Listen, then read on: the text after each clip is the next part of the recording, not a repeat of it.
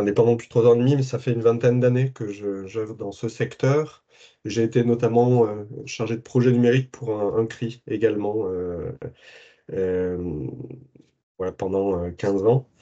Et j'ai démarré en 2005 au volant d'un camion multimédia qui était financé par le département de Puy-de-Dôme et qui était à destination des gens du voyage. Voilà, donc pendant 6 années, j'ai côtoyé des publics qui étaient en fragilité linguistique et également numérique. Et donc, c'est avec eux que j'ai appris autour de ce camion et à l'intérieur, voilà, comment, à travers les freins que l'on pouvait côtoyer, que vivaient, rencontrer, etc. 2005, pas de dématérialisation encore, c'était 11 ans avant la dématérialisation des services publics. L'équipement n'était pas aussi répandu qu'aujourd'hui. En tous les cas, voilà, c'est aussi ce qui m'a permis de prendre la mesure de tous les freins que pouvaient rencontrer les publics, quels qu'ils soient, pour pouvoir apprendre avec eux comment les accompagner. Voilà. Donc aujourd'hui, on vous propose cette première thématique que je resitue dans un cadre plus général. Quand on accompagne les publics, on n'est pas tout de suite dans l'accompagnement, mais on peut dire qu'il y a ces 4 phases qui peuvent être, les 2 premières étant assez imbriquées, l'accueil et le diagnostic, l'accompagnement, et puis l'orientation. Ces 4 phases qui sont voilà, des temps importants à prendre en compte. Une précision, comme le disait Quentin, la demande a été prioritairement pour un public du réseau et de bénévoles, mais il y a aussi des professionnels parmi vous, donc j'essaierai d'avoir à la fois de nourrir et d'essayer de partager des éléments pour le plus grand nombre, mais aussi avec un focus et une attention particulière pour les bénévoles et le réseau. Voilà, donc ce que je vous propose, c'est dans un premier temps de balayer les objectifs que l'on a définis, qui sont d'interroger, pour définir, préciser, en vue d'outiller une pratique autour de l'évaluation d'un niveau de compétence numérique de base, afin de pouvoir, par suite, mettre en perspective un accompagnement adapté. Donc je vais vous proposer 4 temps autour d'1 heure environ, 4 temps où je vais vous faire cette présentation, et puis un temps d'échange après, donc n'hésitez surtout pas à relayer, comme le disait Quentin, vos questions dans le chat, et on pourra faire le lien et tirer quelques fils, approfondir des sujets que j'aurais évoqués. 4 temps, évaluer qui, évaluer quoi, évaluer pourquoi, et évaluer comment. Voilà, je vous propose donc de creuser ces 4 temps, et le premier, de pouvoir amorcer par la typologie des publics. Quand on parle d'évaluation, ben, au-delà de l'évaluation, il y a le public auquel on s'adresse, qui, évaluer qui, et donc quelles sont les typologies de publics que l'on peut rencontrer. Alors, je vous propose un fil là qui va être de à la fois pouvoir traverser des typologies qui sont autour des problématiques, qu'elles soient des compétences langagières, mais également compétences numériques. Analphabétisme, français langue étrangère, illettrisme, électronisme, voilà, tout ce jargon. Je vous proposais de le poser pour qu'on mette des mots dessus et qu'on définisse bien, finalement, quand on évalue, eh ben, à qui on s'adresse et voilà, quels sont les publics que l'on peut ou pourrait accompagner. Et donc, tout d'abord, tout ce qui concerne la linguistique et ce qu'on appelle alpha-fluillettrisme. Quand on parle d'analphabétisme, il s'agit donc de publics qui n'ont jamais été scolarisés dans aucune langue. Et pour ces publics-là, il s'agit d'apprendre. C'est ce qu'on appelle l'alphabétisation. Ça ne veut pas dire qu'ils n'ont jamais rien appris. Par contre, ça veut dire qu'ils n'ont jamais, et n'ayant jamais été scolarisés, ils n'ont jamais appris à apprendre un code linguistique. Voilà.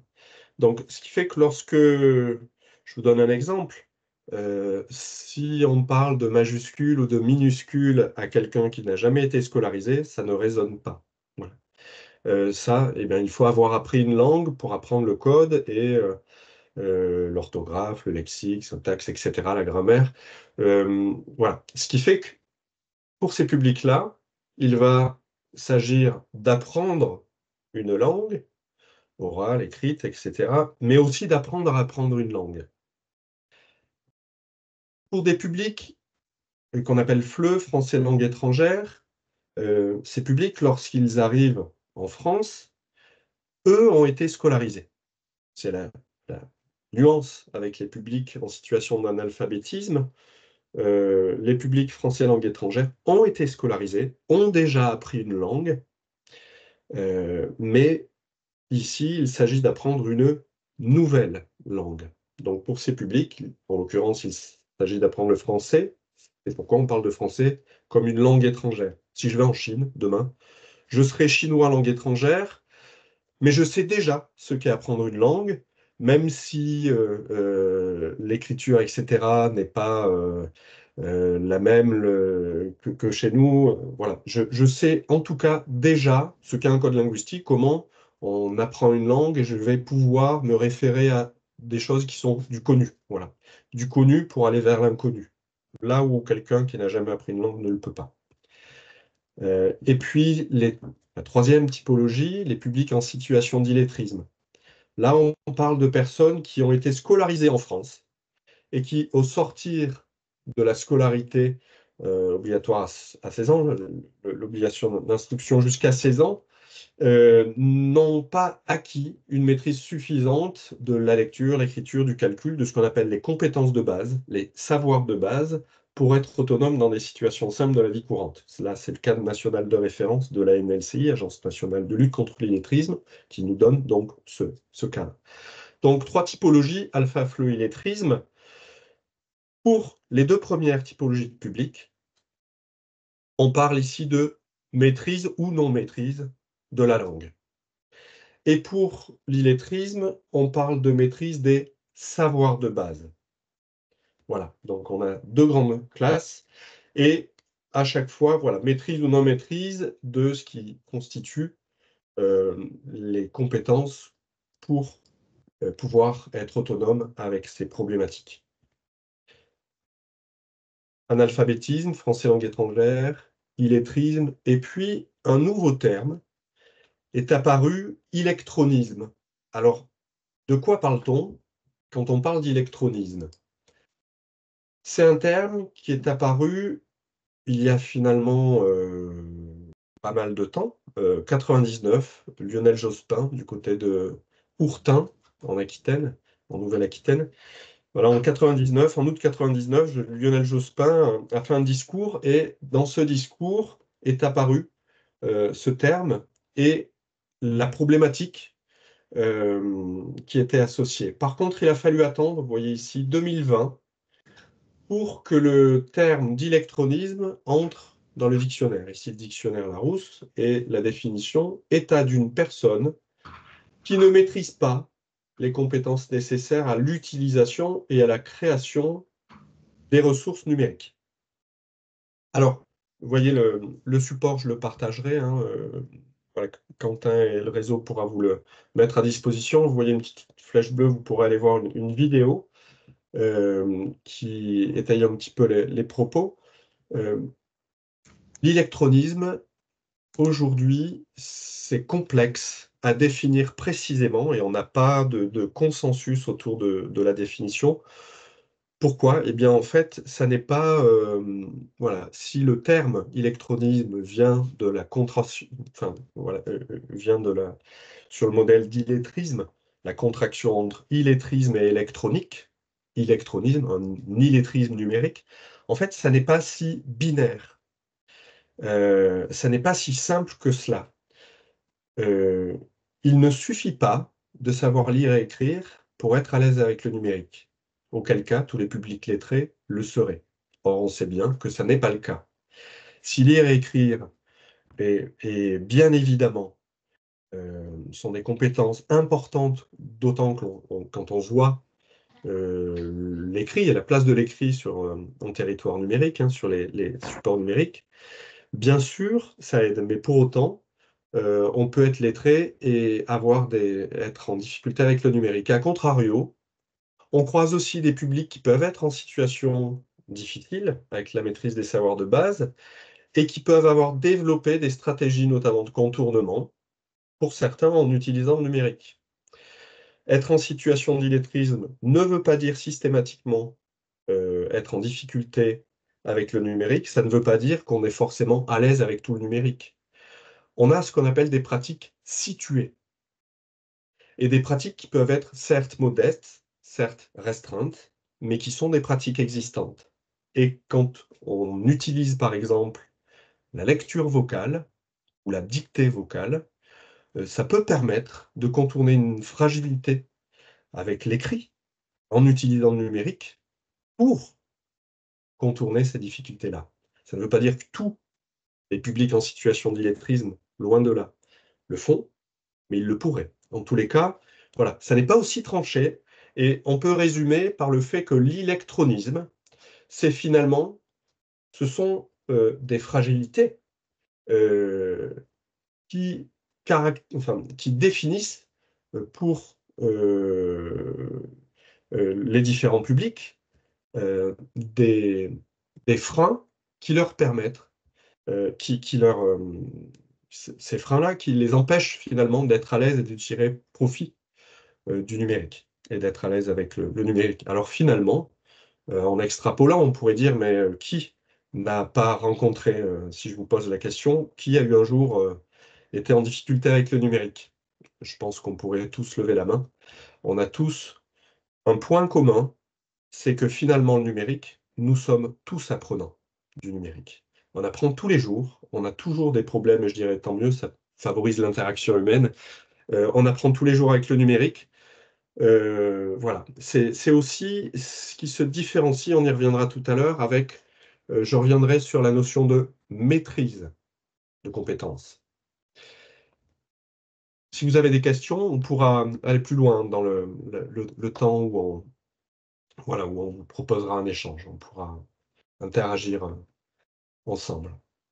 Donc, analphabétisme, français langue étrangère, illettrisme, électronisme, et puis euh, une articulation d'électronisme avec un autre terme un peu jargonneux, mais l'idée c'est aussi qu'avant que d'entrer dans le vif du sujet, on puisse planter le décor et le contexte dans lequel, finalement, nous sommes les uns et les autres des maillons de l'accompagnement des publics en fragilité numérique. Et c'est important de connaître ce contexte-là et pour pouvoir en être acteur. Euh, de quoi parle-t-on quand on parle d'illettrisme, d'électronisme, pardon, et d'inclusion numérique? Puisque finalement, ces deux termes sont apparus ensemble à l'agenda public. C'est en décembre 2017 que Mounir Majoubi, qui était alors secrétaire d'État au numérique, a lancé une première stratégie nationale pour un numérique inclusif. On a aujourd'hui une seconde stratégie nationale qui s'appelle France Numérique Ensemble et qui met en perspective la territorialisation des politiques publiques et des stratégies d'inclusion numérique au niveau infradépartemental. En 2017, le baromètre du numérique fait apparaître 13 millions de personnes en situation d'électronisme, empêchées, voilà, en fragilité numérique. Et pour lutter contre l'électronisme, on va donc favoriser l'inclusion. Exclusion, inclusion. Voilà comment l'articulation des deux termes, d'un point de vue historique, s'est fait. Et donc, on a eu le plan national pour un numérique inclusif dans le but de lutter contre l'exclusion numérique, l'électronisme. Et il s'est mis en place en 2018. Donc, on a cette articulation-là, électronisme et inclusion numérique. Alors, qu'est-ce qu'on entend par inclusion numérique? Eh bien, le Conseil national du numérique, quelques années plus tôt, il y a 11 ans maintenant, avait, avec Valérie Peugeot, rendu un rapport qui s'appelait Citoyens d'une société numérique pour une nouvelle politique d'inclusion. Et ce terme, qui est un terme anglo-saxon à la base, e-inclusion, inclusion numérique, est apparu dans les années 2000, notamment au niveau du Conseil de l'Europe. Et en France, ça a été décortiquée, je dirais, notamment par le Conseil national du numérique. Et dans ce rapport, on peut y lire l'inclusion numérique vise à rendre le numérique accessible à chaque individu et à leur transmettre les compétences numériques qui leur permettront de faire de ces outils des leviers de leur insertion sociale et économique. Avec deux objectifs qui sont précisés dans ce rapport. Le premier, la réduction des inégalités et des exclusions sociales. Et le deuxième, développer la littératie pour tous, et notamment la littératie numérique, comme référentiel commun et évolutif de compétences, afin d'inclure au numérique, mais également d'inclure avec le numérique. Le numérique, on apprend le numérique, mais on peut aussi apprendre avec le numérique et s'en servir comme un levier en tant qu'accélérateur des transformations sociales. Et donc là, dans ce rapport, apparaît aussi ce terme de littératie pour tous. Si on regarde illettrisme, littératie, en fait, c'est la même problématique d'empêchement. Simplement, on ne la regarde pas par le même prisme. Si nous, en France, ordinairement, on regarde par le manque, analphabétisme, illettrisme, etc. Historiquement, hein, c'est un constat. On regarde ce qu'il manque, le manque de maîtrise de. Au niveau des pays anglo-saxons, on pointe ce qu'il faut acquérir. Voilà. En fait, c'est une autre façon de voir la même problématique, et c'est par contre porteur d'autres possibles, et j'y reviendrai. Alors, après avoir creusé un petit peu les différentes typologies de public et le contexte dans lequel, au niveau sociétal, politique, etc., euh, tout cela s'insère, évaluer qui, oui, mais évaluer quoi? Euh, voilà, ça peut sembler trivial comme question, et pourtant c'est important qu'on décortique cela aussi. Quand on parle d'évaluer les compétences numériques, de quoi parle-t-on et est-ce que c'est suffisant? Alors, on va creuser un petit peu ce deuxième point, et tout d'abord, je vous invite à parcourir les chiffres qui sont tout frais. Ils ont 2 jours. Il y a chaque année une étude qui s'appelle le baromètre du numérique, qui est réalisée par le CREDOC pour l'ANCT et l'ARCEP, etc. Et ces chiffres sont sortis mardi 14 mai, chiffres sortis en 2024, mais qui sont les chiffres de 2023. Et donc, avant de s'interroger sur ce que l'on va évaluer avec les publics, qui sont ceux que l'on doit pouvoir accompagner, interrogeons-nous sur, d'un point de vue national, 2 axes que vont être quel est l'équipement de la population française, et quels sont les chiffres, et quelles sont les données en termes d'usage, quels sont voilà. Euh, alors, en France aujourd'hui, en 2023, nous avons, à gauche ici, 87% des Français qui détiennent un smartphone. 36% utilisent la 5G, un smartphone équipé de 5G, donc de dernière génération. Ce chiffre est stable depuis l'étude précédente, le baromètre précédent de 2022. 87% des personnes, donc des Français, sont équipés de smartphones. Si on regarde un petit peu les études précédentes, c'est en 2019 que pour la première fois en France, l'équipement mobile est devenu majoritaire devant l'équipement informatique fixe ou portable. 2019, on a été plus équipé, majoritairement équipé en équipement mobile par rapport à l'équipement fixe. C'est important à préciser parce que si on parle de compétences, les compétences nécessaires pour les technologies mobiles, ne serait-ce que manipulatoires, ne sont pas les mêmes que pour les technologies fixes. Et donc, quand nous on est sur un ordinateur et que les publics, eux, sont équipés de smartphones, eh bien, ça ne nécessite pas uniquement les mêmes compétences. Voilà. Ce qui fait que l'équipement influe aussi sur l'évaluation et donc l'accompagnement, l'évaluation des compétences et donc l'accompagnement que l'on va pouvoir décliner derrière, mais aussi les besoins, etc. On va y revenir. Donc 87% des Français aujourd'hui détiennent un smartphone. Et quelles sont les pratiques? Alors, on voit ici, euh, parmi les répondants, ces 87% là, que font-ils? Eh bien, 80% utilisent des messageries instantanées mobiles. Quand on regarde, par exemple, les freins que l'on peut avoir dans l'accès aux droits, et aujourd'hui, ce sont 30%, un Français sur trois, qui pourrait avoir des droits qui ne les réclament pas.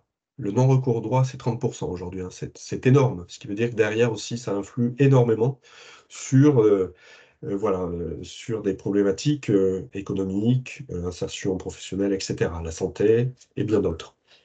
Même si, et on y reviendra, voilà, l'inclusion numérique et le développement des compétences numériques, l'objectif n'est pas exclusivement l'accès au droit, même si c'est important, bien évidemment. Lorsqu'on parle d'accès au droit et de services publics ou autres qui communiquent et qui ont des pratiques de communication qui vont être par mail, là où nous avons une majorité de publics qui utilisent des messageries instantanées, eh bien finalement, c'est important aussi d'évaluer euh, les, les pratiques de communication ici, par exemple, parce que on pourrait se dire, mais en fait, les publics qui sont en difficulté avec l'accès au droit voilà, peuvent ne pas pratiquer majoritairement l'email. Ça ne veut pas dire qu'ils n'ont pas de pratique numérique, mais on a des pratiques qui sont socialement situées.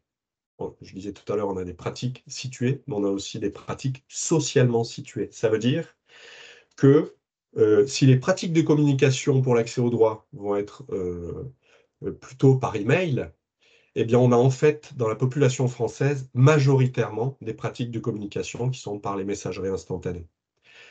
Donc, voilà, une nuance entre les pratiques majoritaires des uns et des autres, voilà. Et en même temps, ça ne veut pas dire qu'il n'y a pas correspondance. Là, je tire un autre fil qu'on pourra décliner plus tard, c'est la transférabilité des compétences. Ce que je sais faire dans un contexte, je peux apprendre à le faire dans un autre. Je poursuis, donc 85% utilisent la navigation Internet mobile. Voilà, j'avance sur ce point-là. Après l'équipement, les usages. Si on regarde les freins évoqués par les publics dans une utilisation optimale du numérique, c'est un chiffre stable, c'était le même en 2022. On reste à un quart de la population voilà, qui utilise le numérique et qui se sent en difficulté avec le numérique, non pas par rapport à l'équipement, non pas par rapport à l'accès Internet. Hein. Plus que l'équipement à l'Internet, c'est la complète maîtrise des outils qui pose problème au public en fragilité numérique. La complète maîtrise des outils, oui, les Français à 25% disent que ne pas maîtriser suffisamment les outils est pour eux un frein pour utiliser pleinement le numérique. Ça veut dire qu'on a des publics qui sont, dans une grosse proportion, empêchés numériquement, en fragilité numérique, parce qu'ils estiment qu'ils n'ont pas eu une maîtrise suffisante des outils, donc des visions techno-techniques. Ils n'ont pas une vision suffisante des outils pour pouvoir être à l'aise avec le numérique. Or là, on a un delta énorme et un point important pour les aider à changer ce logiciel. Parce qu'en fait, et ça on le verra dans le webinaire, on le décortiquera dans le webinaire suivant sur l'accompagnement, en fait, je disais tout à l'heure, référentiel de compétences évolutif, et oui, le numérique, nous ne ferons que l'apprendre. Je le précise sans rentrer plus dans le détail tout de suite, et quand bien même on apprendrait à maîtriser un outil, demain cet outil va changer.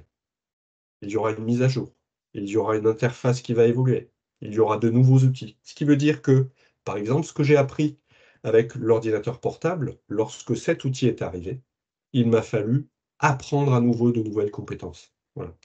Lorsque j'ouvre le site de la CAF et que l'interface a changé, ou ANTS, ou Le Bon Coin, ou que sais-je, voilà. En fait, apprendre à maîtriser n'est pas suffisant. Il y a d'autres éléments qui entrent en compte, et on va creuser ça par contre. Alors, finalement, après tout ce que l'on vient de voir, est-ce que on peut utiliser ce terme que l'on entend encore parfois, qui est un terme de fracture numérique? En fait, la vision dehors, dedans, inclus, exclu, des visions aussi binaires que cela, ne fonctionnent pas. Et tous les travaux de recherche sont d'accord là-dessus, hein, notamment les plus récents. Ici, on a des éléments qui sont d'une étude qui s'appelait Capacity 2015, qui date un peu, mais je vais vous donner des éléments plus récents tout à l'heure. Les fractures, disait ce rapport, sont préexistantes et déplacées en territoire numérique. Nous avons des fractures qui sont sociales, des fractures qui sont culturelles, qui sont territoriales, qui sont géographiques, etc. Et des fractures qui sont déplacées, qui préexistent au numérique et qui sont déplacées en territoire numérique. Ça veut dire que le territoire numérique reproduit, en les déplaçant, des fractures qui lui préexistent. Alors, des éléments plus récents, aujourd'hui en France, quand on parle d'éloignement numérique, de quoi parle-t-on? Ici, un rapport qui a été commandé par l'Agence nationale de la cohésion des territoires, la NCT, via le programme Société numérique, au CREDOC, CREAD et au groupement Marsouin. Vous aurez le lien en bas à droite. Ce rapport est sur la mesure de l'éloignement numérique en France. Et il nous apporte notamment des facteurs de compréhension sur ce que c'est, de quoi parle-t-on quand on parle d'éloignement numérique. Eh bien, il précise que l'âge n'est en rien un facteur explicatif, tout au plus, c'est un facteur descriptif. Parce que les compétences numériques des jeunes, ça n'est pas parce qu'ils sont équipés, qu'ils sont à l'aise avec le numérique ou avec tout le numérique. Les pratiques numériques des jeunes sont différenciées, hétérogènes et surtout inégalitaires. Différenciées, oui, on retrouve des communautés de pratiques, des communautés d'usage, etc. Et comme on retrouve dans la vie quotidienne, je dirais. Finalement, on a des groupes sociaux avec des pratiques sociales, telles qu'on peut l'avoir pour la musique, pour d'autres éléments, qui sont aussi avec les outils numériques et qui se déplacent en territoire numérique. Et ces pratiques sont différenciées, hétérogènes, donc distinctes, et surtout inégalitaires. En tous les cas, on le voit bien aujourd'hui, lorsqu'on échange avec les missions locales, ça n'est pas parce que les jeunes sont équipés qu'ils sont à l'aise avec tout le numérique. Un exemple qui revient souvent. On peut avoir une pratique régulière sur TikTok, Snap, Snapchat, Instagram, etc. Et lorsqu'il s'agit d'utiliser un logiciel de traitement de texte ou une plateforme en ligne pour faire un CV, etc., là, c'est un peu plus compliqué. Vous voyez ce que je veux dire quand on parle de pratique située. Et donc, voilà, c'est en cela que au-delà, je commence à élargir le sujet, à poursuivre de le faire en tous les cas. Il est important de comprendre tout ce contexte parce qu'on ne va pas pouvoir exclusivement rester sur une vision par compétence. Alors, des clés de compréhension à cela.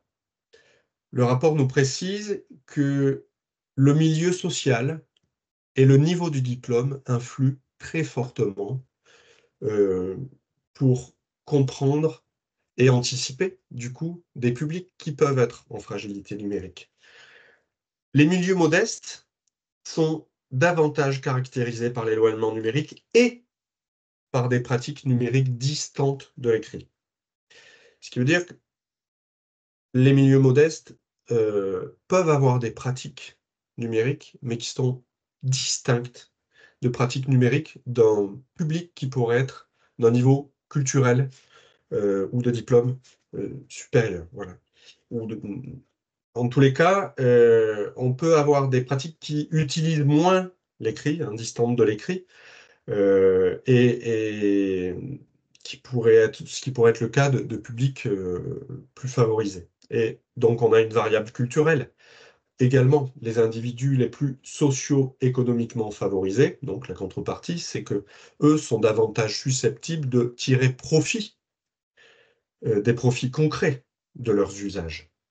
Et donc, on a la place de l'écrit qui constitue tout de même un facteur déterminant dans le fait que les pratiques numériques puissent être différenciées.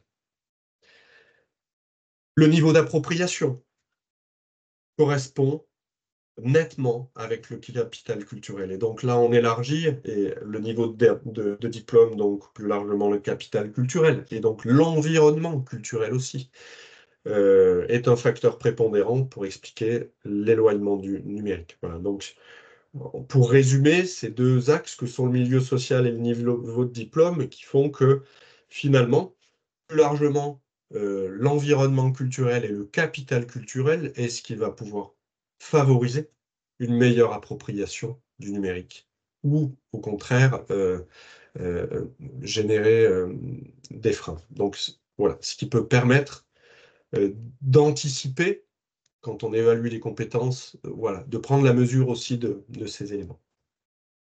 On pourra revenir dessus si vous voulez plus tard.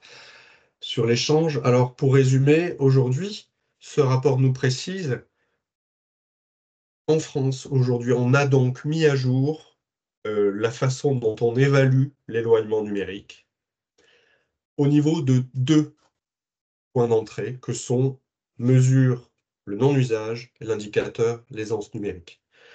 Le non-usage, c'est finalement, pour caractériser l'éloignement numérique, une première mesure, c'est ceux qui n'utilisent pas, quelle que soit la raison. Ne peuvent pas, ne savent pas, n'ont pas, notamment d'équipement, ou ne veulent pas. On a aussi des déconnectés volontaires.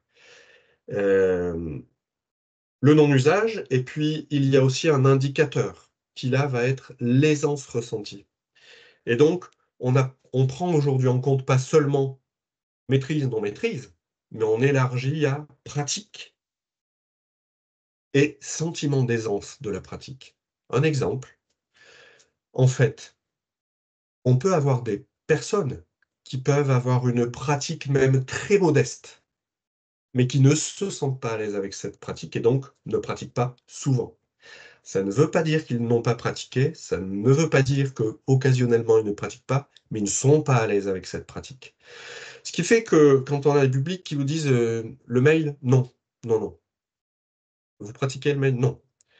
Mais en fait, n'hésitez pas à gratter, à creuser, pour voir si derrière un nom, il n'y a pas quelque chose. Et bien souvent, on se rend compte que la porte d'entrée, c'est souvent, je vous le disais tout à l'heure, analphabétisme, illettrisme, électronisme, etc. Les publics, tout naturellement, se définissent par le manque. Pratiquer le mail? Non. Creusons pour voir s'il n'y a pas déjà eu. Et on peut être surpris. Et on peut avoir des... Oui, j'ai quelqu'un de la famille qui m'en a créé un, j'ai pratiqué un peu, mais voilà, je ne sais pas trop faire. Et ça veut dire qu'il y a quelque chose. Il n'y a pas rien.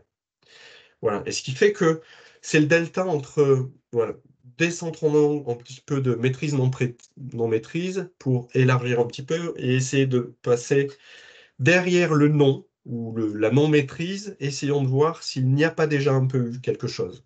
Et c'est important.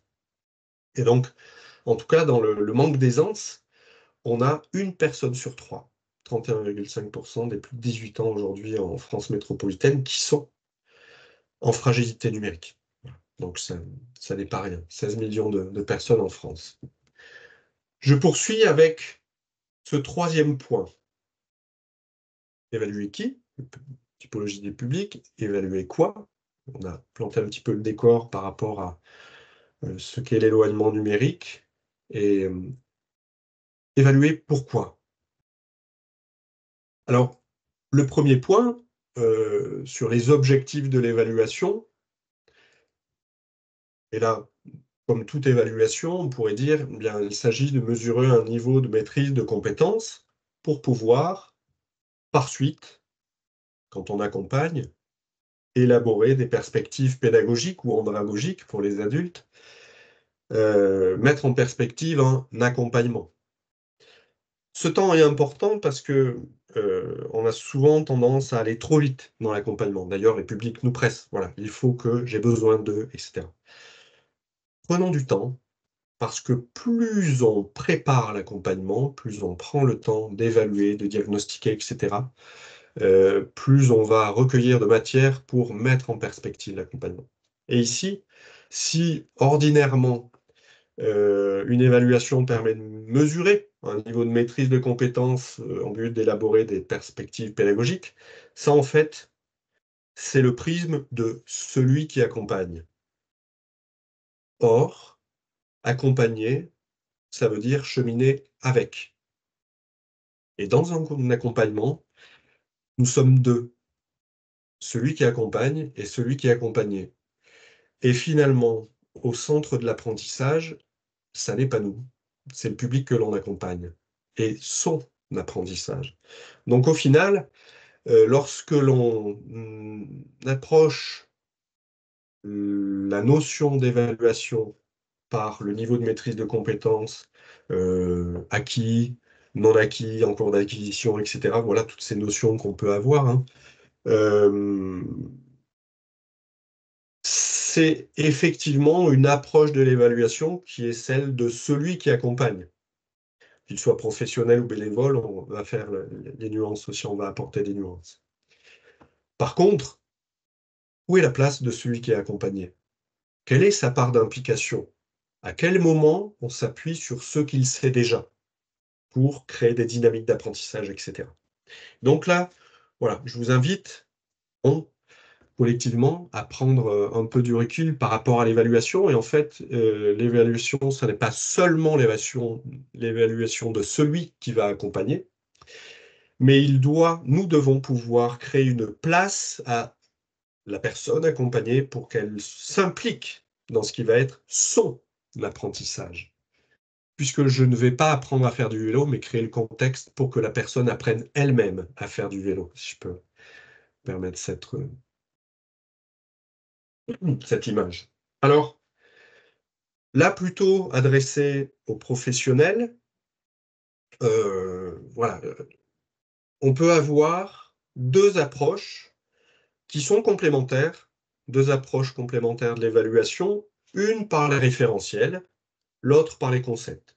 Alors, qui dit évaluation d'un niveau de maîtrise, dit que derrière, on a des référentiels de compétences. Voilà. Et donc, si je regarde un médiateur numérique, un formateur pour adultes, et donc un professionnel, il s'appuie sur des référentiels, le cadre européen des références des langues pour le alpha FLE, les 4 degrés d'illettrisme pour les publics en situation d'illettrisme. Ici, si on parle de compétences numériques de base, en Europe, on a un référentiel de compétences qui s'appelle le DIGCOMP, le cadre européen de compétences numériques, qui sont 21 compétences réparties en 5 domaines. Voilà. Donc, on a finalement ce que l'on doit acquérir, la grille des compétences, et en face, finalement, la personne, ce qu'elle maîtrise ou pas. Et puis, si on regarde en France, ben, vous connaissez très certainement PIX, qui est le service public en ligne pour évaluer, développer et certifier ses compétences numériques. Quel que soit l'âge. Aujourd'hui, au collège, on a le PIX collège. Avant, on avait le B2I, aujourd'hui, on a le PIX collège. Et il y a des PIX santé qui se développent, etc. Et on a PIX, c'est donc le service public en France qui permet d'évaluer, développer et certifier ses compétences numériques. Et ce service-là est basé sur le DIGCOMP, donc le référentiel européen. Et on a également un référentiel de certification qui s'appelle le CLEA, CLEA numérique, le CLEA. En fait, CLEA, c'est un une certification, pas un diplôme, mais une certification notamment adressée aux personnes peu ou pas qualifiées, qui permet de certifier des compétences, des savoir-faire en compétences. Voilà. Et donc, on a 7 domaines dans le CLEA, dont le domaine 3, c'est le domaine numérique, et qui s'appelle Utiliser les technologies usuelles de l'information et de la communication numérique. Alors, j'ai résumé ici les 4 axes du domaine 3, que sont équipement, bureautique, Internet et l'email. Cette grille-là de compétences, en fait, aujourd'hui en France, toute personne qui cherche un emploi ou qui est dans l'emploi doit pouvoir maîtriser le référentiel, les 7 domaines de compétences clés. Et sur le numérique, on a cette grille-là. L'équipement, la machine, la bureautique basique, tableur, traitement de texte, Internet et la recherche Internet, et la communication par email. Voilà un petit peu pour l'approche par référentiel, les socles que nous avons ici, les points d'appui et de référence que nous avons de l'Europe au niveau français. Et puis, on a aussi une approche par concept. Si on regarde par exemple au niveau européen, il y a une recommandation du 25 mai 2018, recommandation pour le développement des compétences clés tout au long de la vie. Si on regarde aux compétences numériques qui sont évoquées, eh bien, on a de développer notamment l'usage sûr et critique des technologies. Quand je dis usage sûr et critique, l'usage critique des technologies, là, je ne suis pas dans de la vision technique et de la compétence technique. Je suis dans ce qu'on appelle l'aspect réflexif, l'esprit critique. Et donc, quand je résume ici la littératie numérique comme vaste ensemble de capacités qui élargit donc la vision par compétence, vaste ensemble de capacités nécessaires à l'appropriation du numérique et pas seulement des outils numériques. Vous voyez? Donc on peut avoir des compétences techniques, mais aussi des capacités et des compétences transversales, d'où l'importance de pouvoir avoir une approche, c'est pas l'une ou l'autre, c'est ensemble, complémentaire, pour pouvoir utiliser le numérique, comprendre le numérique et la société numérique dans laquelle je vis. Aujourd'hui, la cantine, les transports scolaires, réserver un billet de train, acheter des places de cinéma, prendre, enfin, voilà, que ce soit dans les domaines culturels, dans les domaines administratifs, dans les loisirs, etc., etc. Le numérique est présent à tous les étages. Ce qui fait que il est aussi indispensable, en complémentarité de compétences techniques, de savoir aussi comprendre le contexte qui est le mien. Quand je suis sur Facebook par exemple, et que je vois une vidéo, aujourd'hui, arrivent des compétences nouvelles que nous allons devoir développer, notamment pour savoir décrypter une image, une vidéo, et se dire que est-ce qu'il n'y a pas derrière de l'intelligence artificielle qui a créé cette image, cette vidéo? Est-ce que le message qui est porté par cette vidéo est réel? Est-ce qu'il n'y a pas une théorie du complot? Est-ce qu'il n'y a pas... Voilà. Donc, apprendre à vérifier une source, à dater un élément, etc. Vous voyez, toutes ces compétences-là, ça n'est pas technique en soi, mais ça fait partie de prendre du recul. Et c'est ce qui change, en fait, plus le numérique se rapproche de la personne, avec l'évolution technologique, on est passé des ordinateurs aux smartphones et des smartphones avec des applications. Quand je regarde la météo sur mon smartphone, je regarde ma météo. Elle est géolocalisée, c'est ma ville, c'est mon village, vous voyez? Et donc, ça se rapproche de moi et en même temps, eh bien, ça nécessite un effort de ma part, qui va être de, voilà, en contrepartie, je me dois de pouvoir, eh bien, prendre du recul et analyser ce qui m'est donné pour savoir si c'est réel ou pas, si c'est... voilà, on pourra poursuivre dans les échanges. En tous les cas, vous voyez, ici, un petit schéma pour vous permettre de vous représenter dans cette approche plutôt technique, mais vous piocherez dedans ce qui voilà, vous permet de mettre en perspective l'accompagnement, évaluation, accompagnement. Ici, finalement, on peut résumer par abscisse ordonnée la complémentarité des deux, les compétences numériques en bas de l'Europe au référentiel en France, et puis la littératie numérique, l'approche par concept. Et cette complémentarité de l'une et de l'autre qui finalement permettent de mettre en œuvre un accompagnement numérique. La médiation numérique est l'outil pour répondre à l'enjeu d'inclusion numérique.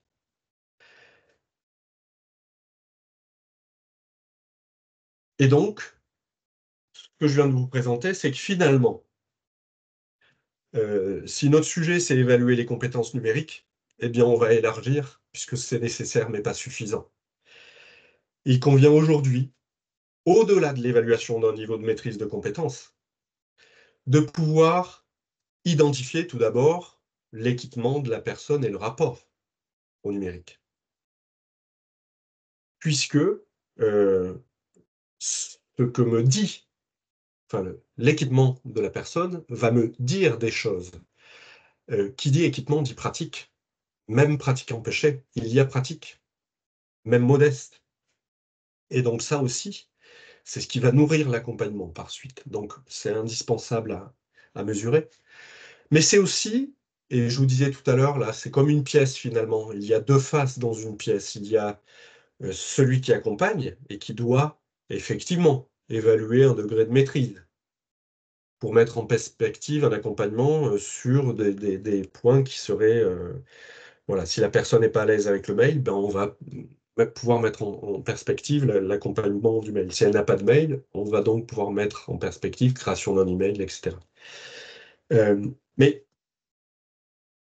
cette pièce qui a deux faces, on doit aussi pouvoir, et ça c'est non pas notre la phase de celui qui accompagne, mais la phase de celui qui est accompagné. C'est l'occasion idéale, l'évaluation, pour pouvoir faire miroir à la personne. Nous, on recense pour mettre en perspective un accompagnement, notamment des compétences, etc., et plus largement. Et la personne, elle, je lui fais miroir pour déjà lui montrer que si elle a un équipement, ben, elle a donc une pratique, même modeste. Et ça va nous renseigner aussi sur son propre rapport au numérique. Je vous donne un exemple. Je repense à une personne qui avait son ordinateur senior Pôle emploi. Son ordinateur n'était pas devant elle, il était à côté, et quand elle parlait de son ordinateur, elle disait « il ». Il était fermé. Et elle le regardait en disant « il ». La distanciation par la façon dont elle en parlait renseigne sur son rapport au numérique. Tout est nourriture, là. Donc, ne nous privons pas de cela, parce que sinon, en fait, finalement, plus on va perdre du temps ici, plus on va en gagner pour la suite. Voilà. Et donc, l'idée, c'est de rassembler de la matière, pardon, pour après pouvoir accompagner. Équipement de la personne, je n'ai qu'un ordinateur. Non. Vous avez un ordinateur. Miroir. Vous voyez ce que je veux dire? L'évaluation, c'est aussi déjà une forme d'accompagnement dans la préparation à l'accompagnement. On prépare la personne pour qu'elle puisse accepter d'être accompagnée. Et qui dit être accompagnée, ça veut dire aussi accepter qu'elle s'engage dans cet accompagnement. Parce que si elle ne revient pas, eh ben, je vais être tout seul et je n'accompagnerai personne. Ça veut dire que c'est à elle que revient l'implication et dans l'apprentissage et dans le fait qu'elle s'implique dans l'apprentissage, ne serait-ce que par le fait qu'elle revienne. Souvent, les gens se définissent, les personnes se définissent par la négative et vont nous dire « je n'ai qu'un smartphone ». Que faites-vous avec? Je ne vais que sur YouTube. Non, vous allez sur YouTube. J'ai aussi souvenir d'une autre personne qui me dit, et 3 fois de suite, je lui dis, Non, vous allez sur YouTube. Non, non, je ne fais pas grand-chose, je ne vais que sur YouTube. Vous allez sur YouTube. De marquer ça, c'est déjà signifier à la personne, vous avez des compétences. Soyons clairs, on ne se définit pas par nos manques. Toute personne s'interdira un apprentissage qui pourrait l'insécuriser. Si on commence par lui dire, vous manquez de maîtrise de ci, vous n'avez pas cela, et elle va se définir, parce que sociétalement, on, on le fait ordinairement comme ceci, mais en fait, c'est ce logiciel que je vous invite à changer. On est dans un nouveau paradigme où nous devons accompagner les publics à changer le logiciel d'appréhension de rapport aux compétences et donc à l'apprentissage. Et c'est ce moment-là, à ce moment-là qu'on peut le faire. Repérer, identifier l'équipement et le rapport numérique, c'est aussi repérer des savoir-faire. Je ne vais que sur YouTube? Non, vous allez sur YouTube. Ah d'accord, cette personne ce jour-là est partie avant la fin de l'heure d'accompagnement et me dit, je vous remercie, parce que, en fait, je me rends compte que je sais des choses. Voilà. C'est ce qui va permettre de, en repérant les savoir-faire, de valoriser les compétences déjà présentes, pas celles qui manquent. Ça, c'est pour nous. C'est celles qu'on va devoir accompagner. Mais pour elle, pour la personne, valoriser ce qui est déjà présent.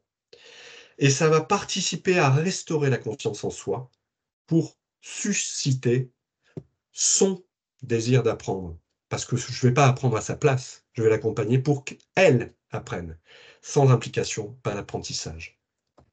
Et je poursuis sur le quatrième et dernier temps, qui sera voilà, l'élargissement de tout ce qu'on a pu préparer finalement dans ce que j'ai partagé avec vous. Évaluer comment? Eh bien, les préalables étaient nécessaires, à mon sens. Là, voilà, ça va prendre sens, je pense, maintenant sur le évaluer comment. Mais en fait, avant le comment, il y a tout ce contexte et cette démarche-là. Évaluer comment? On a aujourd'hui des possibilités qui vont être, par exemple, des outils comme celui de ABC Diag. Je vous ai parlé de Pix tout à l'heure. On a des outils qui peuvent nous permettre d'évaluer des compétences et du rapport numérique, etc. Et notamment cet outil, si hop, je lance ici, euh, il est cet outil ABC Diag, c'est en fait 10 questions, diagnostic de compétences numériques, de maîtrise des compétences numériques. Je vous montre les 10 questions qui vont permettre voilà, de pouvoir, avec la personne, vous voyez ici, on a donc un principe qui est un algorithme adaptatif, ça veut dire euh, le contenu s'adapte à la façon dont on répond. Euh, Ici, je commence par exemple, Laurent a tapé une lettre de motivation pour trouver du travail. Sélectionnez le fichier qu'il a utilisé. Donc là, on est dans une notion de est-ce que la personne sait ce qu'est un fichier. Et donc, on a des fichiers texte, on a ici le lien entre l'icône, le fichier qu'il représente, etc. Voilà. Le lien entre le repérage aussi visuel, l'icône, l'image et ce à quoi ça se réfère derrière. Et donc, on a ici, je passe, voilà, et on va pouvoir avoir à travers différents items, ici, sélectionner l'image qui correspond à un email. Et donc, voilà, ici, on a une pratique qui est, comme j'en parlais tout à l'heure, les messageries instantanées, et là, l'email. Voilà, donc c'est aussi pour permettre, ça peut permettre de voir des pratiques existantes, tout en observant pour vous des pratiques qui pourraient être présentes petitement, modestes, restreintes ou absentes. Voilà. En tous les cas, j'attire aussi votre attention, ça peut se faire sur smartphone.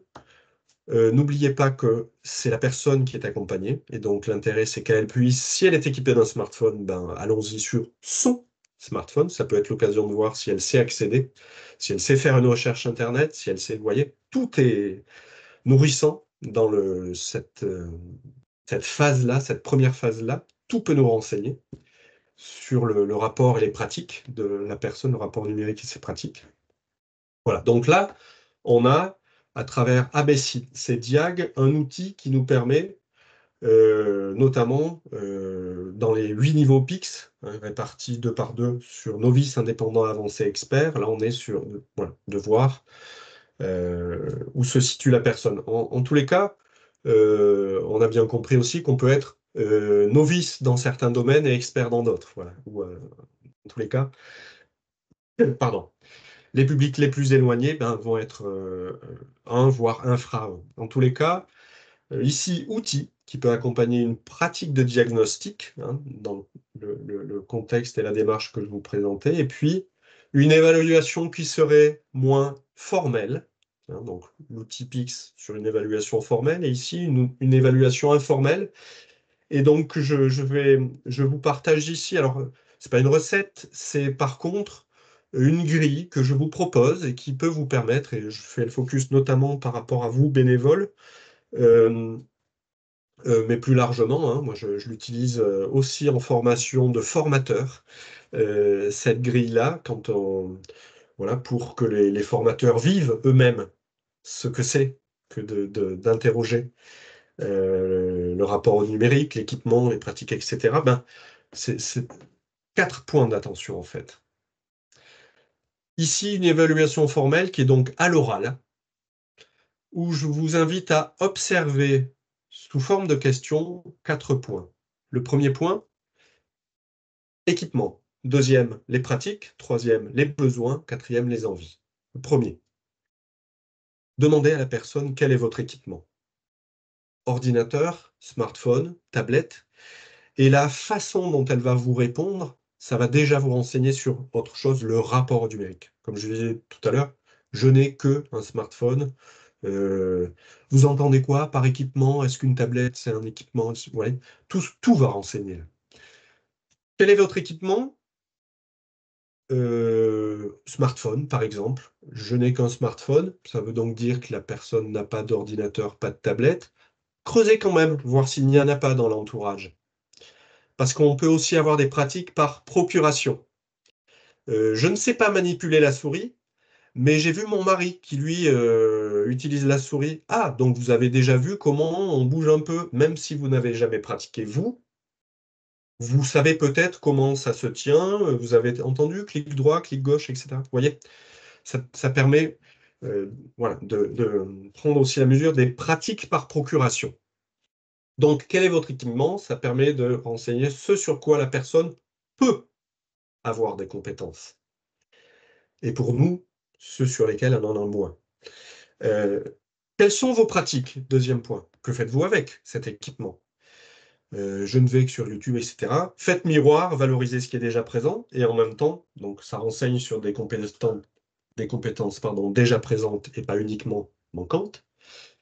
Et ça indique aussi des perspectives sur là où on peut accompagner la personne, là où il y a un delta de progression pour développer des pratiques et les accompagner. Et puis, interroger les besoins de la personne. Pourquoi voulez-vous apprendre?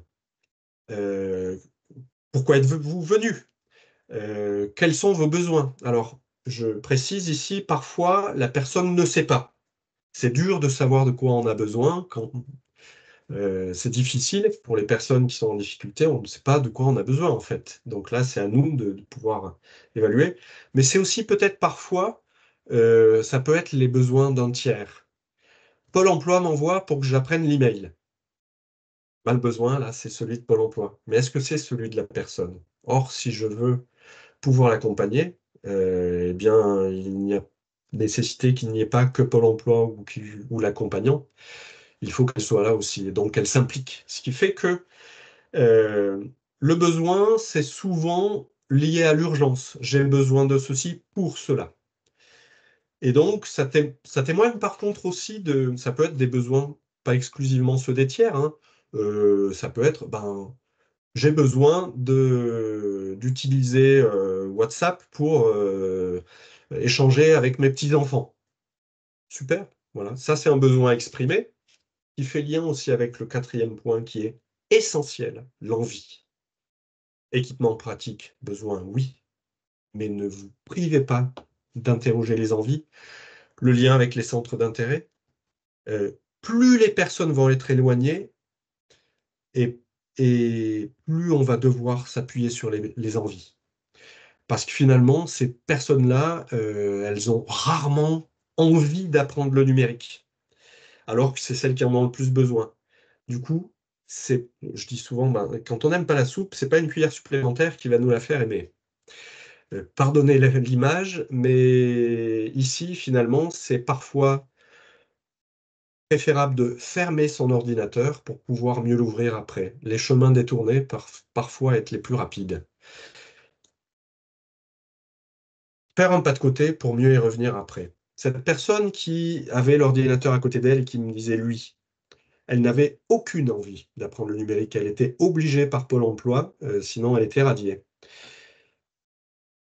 Ce que je lui ai proposé, eh ben, c'est de lui demander qu'est-ce que vous aimez dans la vie? Est-ce que vous avez une passion? Et elle me dit j'aime bien le crochet. Je lui demande, moi qui ne sais pas faire de crochet, de m'expliquer. Et elle développe, je fais ceci, je fais cela, etc. Au bout d'un moment, je lui dis, mais qu'est-ce que vous ne savez pas faire au crochet que vous aimeriez apprendre? Et elle me dit, des roses.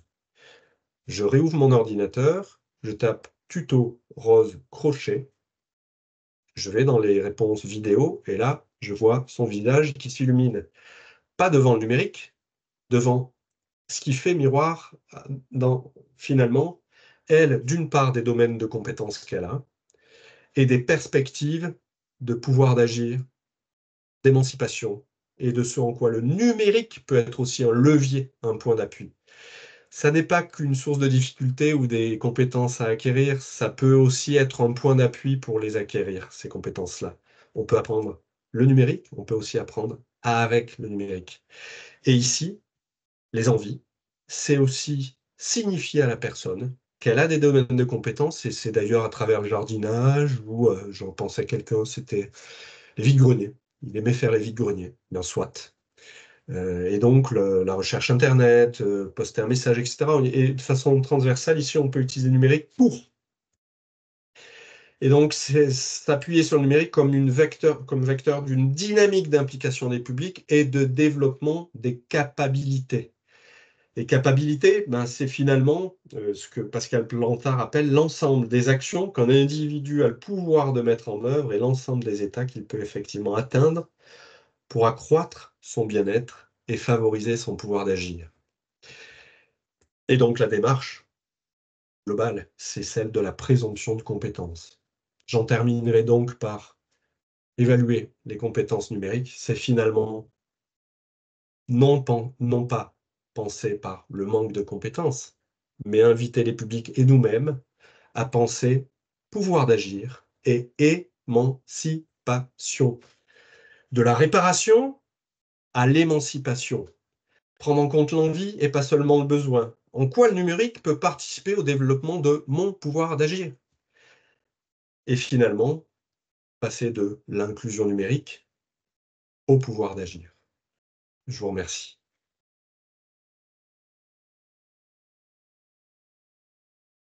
Merci Stéphane pour cette présentation. Est-ce que on peut commencer le temps d'échange pour les questions? Est-ce qu'il y a des questions ou pas? Si oui, je vous invite à les noter dans la conversation ou à lever la main pour le micro. Des questions, des réactions, des situations auxquelles ça vous fait penser, ou des précisions, des partages d'expériences.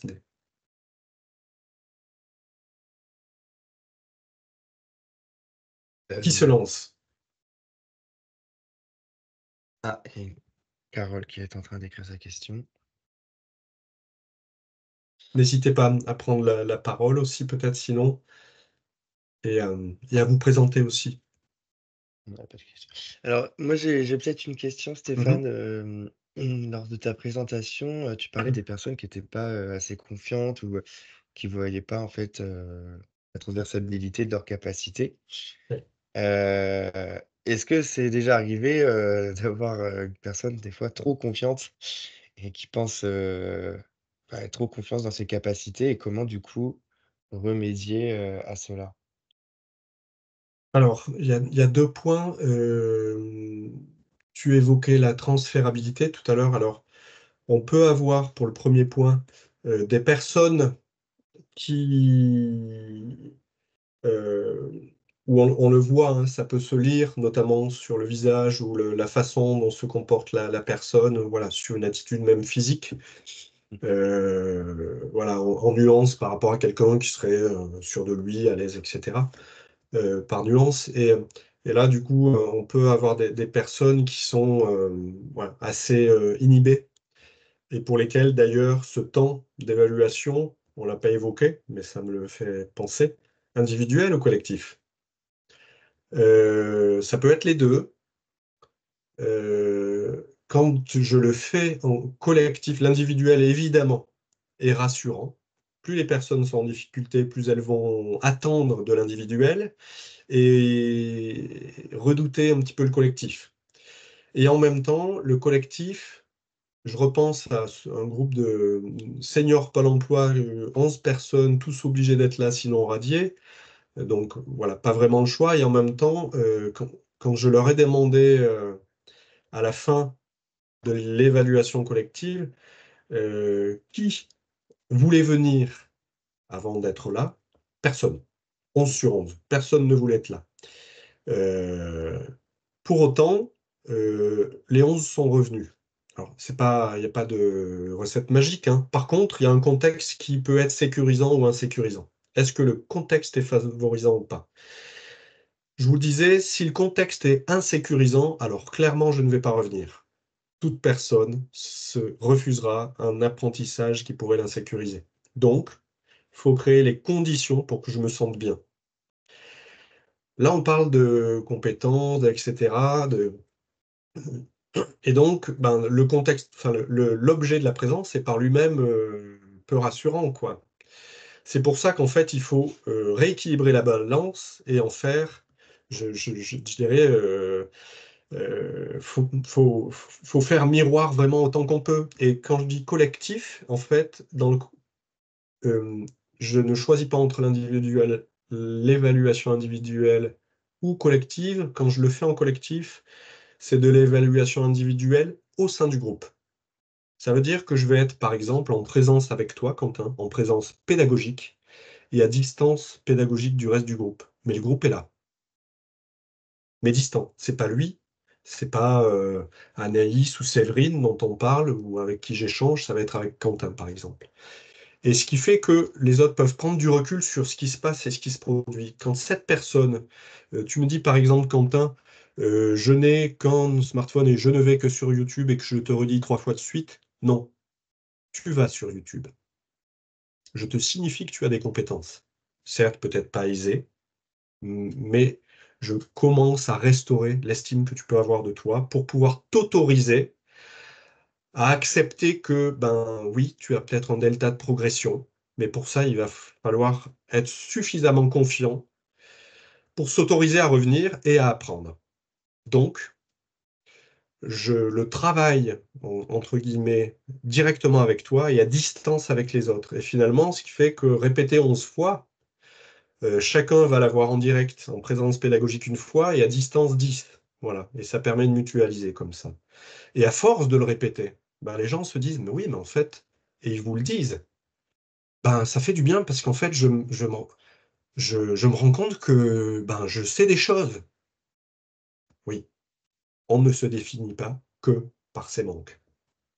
Et je reviens à l'autre point que tu évoquais, quelqu'un qui pourrait être... alors, on peut avoir parfois des personnes qui sont, voilà, qui peuvent être plutôt, sembler très à l'aise, etc. Ça peut aussi être une stratégie de contournement.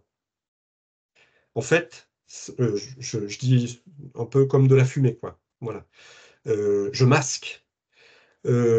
Si on regarde au-delà du territoire numérique, hein, mais les personnes qui sont très sûres d'elles, très à l'aise, etc., est-ce qu'elles le sont vraiment au fond d'elles? Et en fait, on peut compenser des fois en faisant trop, parce que justement, ben, on en manque un peu. Et alors, faut faire attention, là, on n'est pas que dans du technique, on peut être aussi dans, voilà, c'est aussi du lien de l'attention, de la bienveillance, etc. On n'est pas là pour mettre en défaut, bien évidemment. Donc, c'est un contexte bienveillant où on doit, et le curseur, ben, c'est la relation humaine qui guide le présent, hein, la rencontre, donc il n'y a pas de recette, mais c'est un juste équilibre à trouver entre pouvoir rassurer, et donc dans le contexte environnant, la personne pour qu'elle redescende un petit peu, entre guillemets, et qu'elle... voilà. Et donc là, je dirais pas de côté aussi. Faire attention, pas en voie directe, sinon ça bute. Pour moi, le pas de côté, plus il y a ce genre de problématique, plus le pas de côté va être important. C'est-à-dire, pas une réponse directe, mais plutôt une réponse dans le contexte, voilà, de ce qui va être la prudence, quoi, ce que je développerai au prochain webinaire. Merci. Donc Angel est en train d'écrire. Merci Sandra pour ton message. En attendant, Oui, pardon, je repense à des situations. Alors là, on est sur, non plus sur l'évaluation, mais sur l'accompagnement, mais ça peut influer positivement là-dessus. C'est-à-dire que quand on a ce type de personnes, j'aime bien dans l'accompagnement, et on pourra creuser la prochaine fois, mais mettre en binôme et celui qui pilote, c'est celui qui justement est plus en retrait. Si je mets celui qui est plus à l'aise, plus exubérant, au pilotage et on copilote celui qui est plus en retrait, alors on aura un cavalier seul, entre guillemets, et quelqu'un qui est à côté qui ne dira jamais non, vous avez compris, oui, mais qui finalement sera perdu, quoi, et ne reviendra pas. Donc là, on peut aussi travailler sur les modalités pédagogiques pour influer sur voilà, la régulation par les modalités pédagogiques d'accompagnement. Ce qui fait que celui qui sait un peu plus, voilà, ben, va devoir temporiser parce que ça n'est pas lui qui pilote, il copilote. Et donc, il doit... merci. Merci Anaïs pour votre message. Je sais pas, il y a une question derrière ou pas? Et le message, Euh, c'était... Ben, j'ai pas vu, euh, pardon, je n'ai pas mis le chat. il y a Sandra qui dit qu'il n'y a pas spécialement de questions, mais que tout était clair et qu'elle tient à remercier Monsieur Merci. Gardet car c'était intéressant et que ça permette aux bénévoles de mieux réagir dans les situations futures. Anaïs qui nous dit: «Merci pour votre partage. Travaillant en ESRP, réadaptation professionnelle pour personnes porteurs de handicap, Mhm. nous avons une mission supplémentaire, entre guillemets, qui est d'intégrer l'usage du numérique comme un outil pallier à leur handicap». Est-ce que vous pouvez prendre la parole et nous préciser un petit peu plus, Anaïs, s'il vous plaît, le contexte? Le micro est coupé. Oui, vous m'écoutez? Bonjour, Anaïs. On vous Oui, entend, oui. très bien. Bonjour. Bonjour. Oui, donc voilà, je suis formatrice, à l'ESRP La Motte dans l'Allier. Donc moi, mon poste, c'est surtout formatrice, en compétences clés et avec mon collègue, on se répartit. Lui est plutôt sur les maths et numérique et moi en français et numérique. Et du coup, quand je dis, intégrer l'usage du numérique, comme outil pour pallier à leur handicap, je pense surtout aux personnes qui ont des grosses difficultés 10, où la remédiation linguistique n'est plus sujet parce que de toute façon le handicap est tel que, la remédiation grammaticale est juste, inutile. Du coup, moi j'intègre beaucoup, je leur fais, découvrir l'IA et aussi, tout simplement, grâce à l'outil comme Google Doc où c'est, le texte dicté quoi. Oui. Pour pallier à ces usages-là. Et ce qui me fait faire le lien avec le sujet de l'évaluation,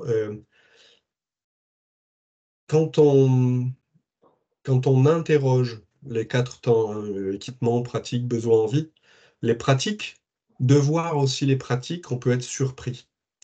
Plutôt que de mesurer ce qu'il manque, de voir ce qui est présent, c'est la possibilité d'être surpris. Moi, plus les publics me disent peu ou pas, plus je creuse. Quand on me dit oui, j'ai Snap, Insta, déjà la façon dont on le dit, ça indique une proximité d'usage, une régularité, etc. Euh, donc, là, ok, j'ai des éléments de pratique présente. Mais quand on me dit peu ou pas, je vais creuser parce que derrière, je vais chercher tous les leviers qui, dans cette évaluation, ce diagnostic-là, vont me permettre d'être des points d'appui pour l'estime de soi, pour la mise en perspective pédagogique des sujets, pour les thématiques d'apprentissage, le jardinage, le crochet, pour euh, des, des pratiques et compétences déjà présentes. Je vous donne un exemple, et donc en voisin, dans le Puy-de-Dôme à Clermont, une personne me disait, alors, présence dans l'atelier d'accompagnement, orienté par une mission locale, problématique illettrisme et compétences numériques de base. Et cette personne qui écrivait son prénom et son nom, point. Cette personne, lorsque j'interroge équipement, je n'ai qu'un smartphone. Que faites-vous avec? Je vais sur YouTube, j'écoute beaucoup la musique. Donc là, on voit les pratiques qui apparaissent, etc. Et les SMS. Les SMS, je pensais en moi-même, mais orienté pour illettrisme et compétences numériques de base. Alors, bah, je gratte. Que faites-vous avec les SMS? Comment vous faites si vous avez des difficultés avec la lecture et l'écriture? Et là, elle me montre une appli qui s'appelle Assistant Parole, que je vous indique, qui est gratuite et téléchargeable sur le Play Store notamment. Assistant Parole et qui permet la dictée vocale et la lecture vocale. Ce qui fait qu'elle me montre ça et elle dictait un message.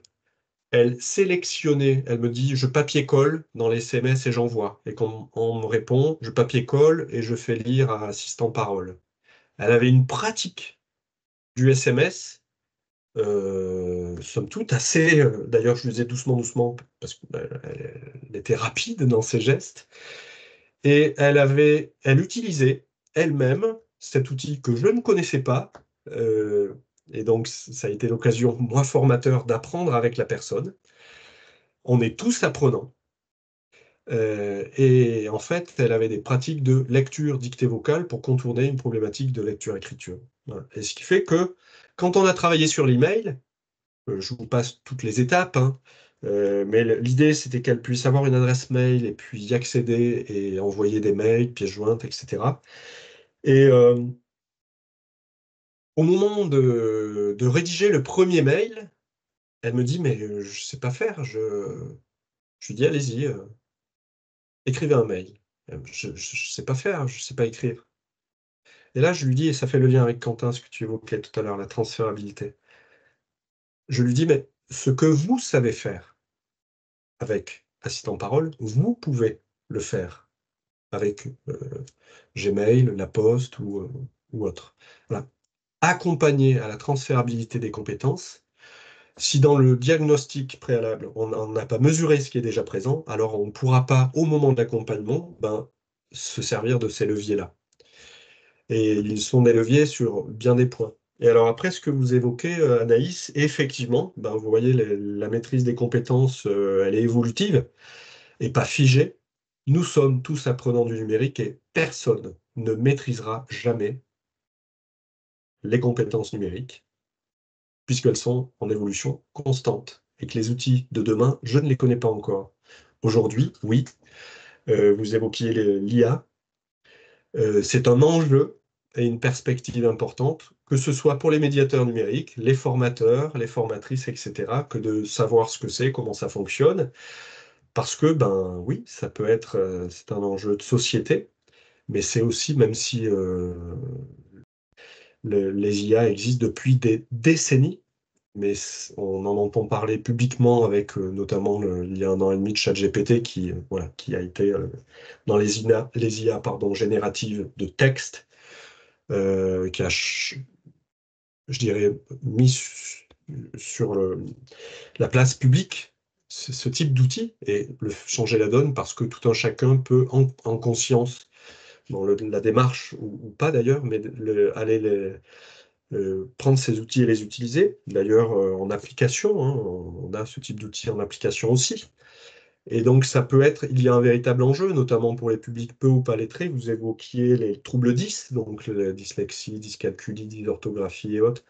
Les troubles 10 qui sont un handicap, et donc qui peuvent interférer avant 16 ans dans l'entrée dans les apprentissages de base, les compétences de base.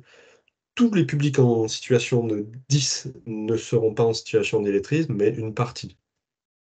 Ça entrave l'entrée dans les apprentissages, ça les complexifie, et pour certains qui sont multi-10, voilà, Et donc, on peut avoir aussi le numérique qui peut être un point d'appui, notamment pour les publics en situation de handicap, mais j'ai envie de dire, ce qui fonctionne avec les publics spécifiques peut fonctionner avec le plus grand nombre. Oui, c'est vrai que d'un point de vue pratique, la dictée vocale, pour moi, peut être, je peux aller plus vite à demander météo, Bromont, pardon, pas Bromont-la-Motte, c'est dans le Puy-de-Dôme, météo, la Motte, et avoir une réponse qui m'est lue par le moteur de recherche. Voilà. Et finalement, on peut aussi utiliser ces outils, prendre la mesure de ce que les publics font, et puis un enjeu pour nous, à nous former aussi dans les nouveaux usages et donc les nouvelles compétences.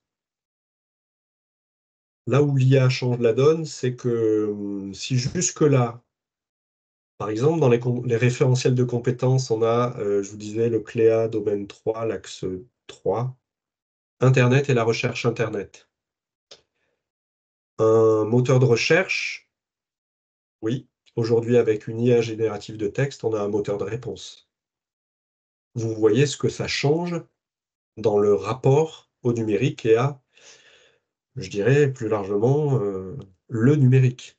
Avec les IA génératives de texte, nous sommes dans une transition qui est que si jusque-là nous avions des moteurs de recherche, aujourd'hui avec les IA génératives de texte, nous avons des moteurs de réponse. Et donc toutes les compétences à côté, notamment l'esprit critique, etc. Allez-vous vérifier les infos que la réponse nous partage, voilà, etc. Merci Stéphane. Merci Anaïs. Encore deux questions. Une question de Anne-Gaëlle, c'est plus un ressenti en fait. Elle nous dit qu'elle travaille au centre de ressources illettrisme du Rhône et que souvent les accompagnants numériques évoquent la difficulté entre gérer l'urgence du besoin et le désintérêt de l'accompagnement à moyen ou long terme. Effectivement, pour les publics et certains publics, l'urgence prime. L'urgence prime et la déclaration trimestrielle de RSA, c'est avant-demain et c'est pas après-demain. C'est aujourd'hui, quoi. Donc on peut avoir effectivement des publics qui sont sous tension parce que la problématique qu'ils vivent les met en tension. On a derrière des problématiques sociales, économiques, etc. Donc il y a deux niveaux de réponse. Bien sûr, l'urgence prime.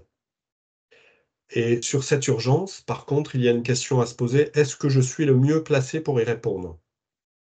C'est-à-dire, est-ce que c'est à moi d'y répondre? Parce qu'on me le demande, est-ce que c'est à moi de le faire? Là, j'apporte une nuance bénévole professionnelle, mais aussi domaine d'accompagnement. Il y a des publics qui vont nous dire oui, oui, oui, mais de façon insistante, oui, mais j'ai besoin de ça parce que. J'ai envie de dire attention, on ne peut pas tout. Et d'ailleurs, est-ce qu'on le doit? Oui, c'est important que la personne puisse trouver réponse, mais la réponse, c'est peut-être pas moi. Euh, D'autant que quand on est bénévole, euh, dans un cadre d'intervention qui est celui de la structure pour lequel je suis bénévole, je vous invite tout de même, bénévole comme professionnel, à prendre la mesure du fait que quand on parle d'accès aux droits et d'urgence, et notamment de déclaration ou d'accéder à des droits, et notamment pour des aspects financiers, si vous n'êtes pas habilité à le faire, quand je parle d'habilitation, notamment sous couvert de mandat, mandat CNIL ou mandat papier ou mandat Aidant Connect, un outil qui sécurise juridiquement et techniquement, sachez que vous engagez votre responsabilité personnelle, pas celle de la structure. Donc, d'une part, éthiquement et juridiquement, et puis d'autre part aussi, parce qu'il y a, au-delà des erreurs possibles et des répercussions juridiques, etc., c'est aussi, on ne peut pas tout, et il y a des personnes dont c'est le cadre d'intervention. Je pense notamment aux espaces France Service, où il y a des personnes qui sont habilitées, et dont le cadre d'intervention, les agents France Service, sont de répondre à l'urgence. Voilà. Eux ou elles ne sont pas là pour accompagner le long terme ou le moyen terme que tu évoques, Anne-Gaëlle. Euh, Ils sont là pour accompagner l'urgence. Alors finalement, ça nécessite d'être en lien, de savoir où sont les relais, d'être en lien, de travailler en réseau, un jeu de mots volontaire aussi. Voilà, on n'est pas seul, isolé dans un vase clos. Nous sommes le maillon d'une chaîne. Et ça, dites-vous que bénévole ou professionnel, vous êtes un des maillons de cette chaîne. Vous n'êtes pas la chaîne. Et que c'est important d'inscrire sa pratique en complémentarité de celle des autres, que ce soit bénévole ou professionnel, mais aussi domaine d'intervention. Ce qui veut dire que les structures aussi qui accompagnent les bénévoles doivent pouvoir leur permettre de savoir où sont les relais et qu'est-ce qu'ils font. Voilà, le quatrième point que j'évoquais, accueillir, diagnostiquer, accompagner, orienter. Et après, si l'urgence prime, il y a aussi le fait que c'est montrer à la personne, ici, il y a des partenaires qui peuvent y répondre. Par contre, moi, je vais pouvoir accompagner sur le long terme. Vous voyez, c'est pas choisir entre l'un et l'autre, c'est quelle complémentarité. Et signifier à la personne que, voilà, eh bien, oui, ce n'est pas parce qu'on demande qu'on peut, nous, répondre à tout. On n'a pas toutes les réponses. Par contre, l'intérêt ici pour nous, c'est d'accompagner la personne, d'une part, pour répondre à son besoin, et d'autre part, pour pouvoir laisser place à ce que nous, on va pouvoir accompagner. Et donc, c'est moyen long terme. L'urgence et l'autonomie, ça passe par le long terme, le moyen et le long terme. Ça va prendre du temps. Et du coup, en fait, je dirais, c'est comme c'est l'équilibre entre les deux mains. Il y a une main qui peut déstabiliser. Non, je ne peux pas vous répondre. Et il y a une main qui rassure. Mais cette personne ou cet endroit, on peut vous répondre, et moi, je peux vous répondre sur cela. Pas sur ceci, mais ici, on le peut. Et je peux vous répondre sur cela. Vous voyez? En fait, c'est toujours une histoire de curseur. Par contre, pensons aux deux mains pour qu'il y ait équilibre dans l'accompagnement. Il peut y avoir des moments de déstabilisation, mais il faut qu'il y ait l'autre main pour rassurer. Voilà. Et donc, avoir des éléments ici, des éléments de complémentarité et de relais, savoir qui fait quoi et où pour pouvoir complémenter ce que moi je ne peux pas. Par contre, je peux ceci, je peux cela. Et vous voyez, ça permet de s'inscrire finalement dans les réseaux territoriaux d'inclusion et d'accompagnement numérique. Voilà, où en fait la réponse, elle est plurielle et chacun a son rôle à jouer. Merci Stéphane, merci Anne-Gaëlle pour votre question. On a une dernière question de Gwen qui te remercie d'abord pour ce webinaire et te pose la question, quel temps préconiser pour une première évaluation? Le temps, la temporalité. Oui, le temps. Une bonne question. Merci. Alors, il y a plusieurs réponses possibles.